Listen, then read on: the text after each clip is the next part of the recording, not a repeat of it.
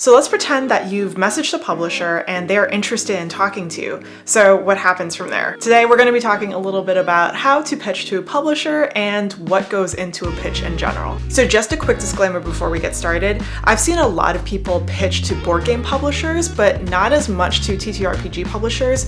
And that's why I wanted to touch on the subject. It's because I think that it's really valuable to just learn how to pitch and see what goes into a pitch. And I've seen that a few TTRPG publishers are now more open to the idea of being pitched to, which is very exciting, I think. So let's go into what a pitch looks like in general, because there are a few different ways that you can do this, right? So you can definitely have maybe like a one-pager. We've seen this frequently in board games where people have like a one-pager that summarizes what the game is, what the mechanics are, how many players it takes. And in board games, sometimes they even put on an MSRP or, their best estimate of an MSRP. I haven't seen that a lot in tabletop role-playing games, and I would suggest that maybe you don't put that on, just so that the publisher can adjust that. Another way that you could pitch your product is through Google Slides or PowerPoint slides, and you can basically go through each of the slides with the publisher that you're having a chat with. When it comes to tabletop role-playing games, I usually go for the latter, and that served me pretty well in terms of when it comes to talking to publishers,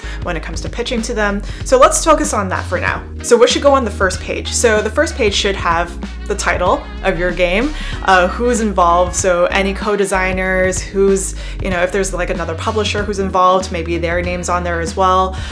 Maybe it's like, a collective of people, a collective of creatives, if you will, they're on the front page. And on the front page, you also might have some artwork, or if you want to, you can also have something that's sort of like a placeholder for your art that sort of gives a sense of, what the theme is going to be, what this game is going to be about. If I don't have any art, I like to go into Pexels and I like to look at the photography that's already up there and find something that's similar to what the theme is going to be or what the game is going to be about. So going through Pexels, definitely check out what they have and put it on the front of the page. Obviously, this is not going to be your final artwork. Make sure that everyone knows that you are not using that photography that's by someone else for this product, and it's just going to be a placeholder for once you have actual artwork. The next thing you might have is a summary of the game. So what is it about in 2 to 3 sentences?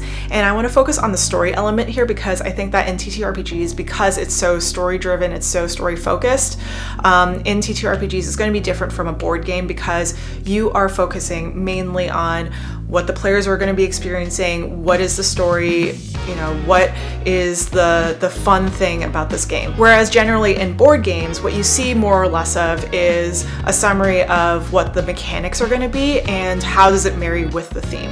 When it comes to summarizing your tabletop role-playing game and focusing on what the story is, try to fit that within the 2 to 3 sentences. Don't make it too much, too overloaded, because that sort of is supposed to capture the attention of the publisher and make sure that they understand what this game is about. And later on, the publisher might use that same summary to use on their audience, or maybe a distributor or a retailer who's interested in the game. So focus on the story, the setting, and also focus on the roles that the players are going to take on in this game.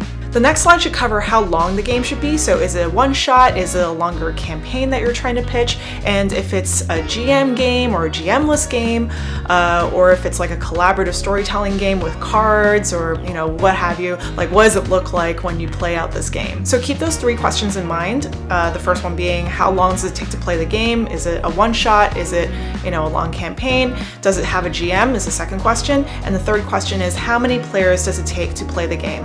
If this is a solo game, then that's pretty cool, right? For the next slide, I like to put down the mechanics or the potential mechanics that you have in mind currently. And the reason why it's so far in is because if the publisher has seen all of these pages, all of these slides, and they're still excited, they're still intrigued, then we can get into the nitty-gritty of what is this thing about? And on this page, you might want to talk about the components as well. If you have multiple components, if it's not just a book that takes dice and pencils, it might have cards, it might have other things that are a part of this game. So you want to talk about that as well, so that way the publisher has an idea of how much this thing might cost to create. When we're talking about mechanics, a few questions to keep in mind are, is this thing going to take another system? Is it an original system? And if it is an original system, what are the cool things about it, and why are you using this specific system or mechanics. Now here you can talk a little bit about how well the mechanics and the system fit with the theme, fit with the story, and that's why you're using it. So these are some of the things that I put into my pitches when I show it to a client or when I show it to a publisher. Yours might look different because, you know, it's dependent on the game, right? You might have more slides for your presentation depending on what else you want to add to it. Maybe it's the tone, maybe you want to go into the theme a little bit more, maybe there's more stuff to add to it. And finally, after the pitch meeting, once everything has been done and the publisher seems like they're interested, definitely send them an email saying thank you for your time. You know, if you have any feedback, please let me know. From there, they might want to do an actual play. They might do like, you know, a play test with you. And from there, they could give you some more feedback on the game. Maybe they want you to refine a certain section. Maybe they want to do something else with, you know, another thing. And if that sounds good to you, then definitely, you know, do that with them. And maybe a working relationship might happen there. I hope that was all helpful. I know this is like a lot of business type stuff, which, you know, I've been getting into a lot lately just because like I've been doing so much of it. I've been doing so many pitches and so many meetings, and like January, February has been nonstop, just like a lot of work. And so thank you so much for taking the time to watch this through. If you have any questions or if there's anything that you'd like me to cover, please leave a comment down below. If you like this video, please give it a thumbs up. And if you enjoyed what you saw today and you want to watch more videos on me talking about tabletop role-playing games, the industry, stuff like that, then please subscribe to my channel. It really, really helps. Thank you so much for watching. Bye.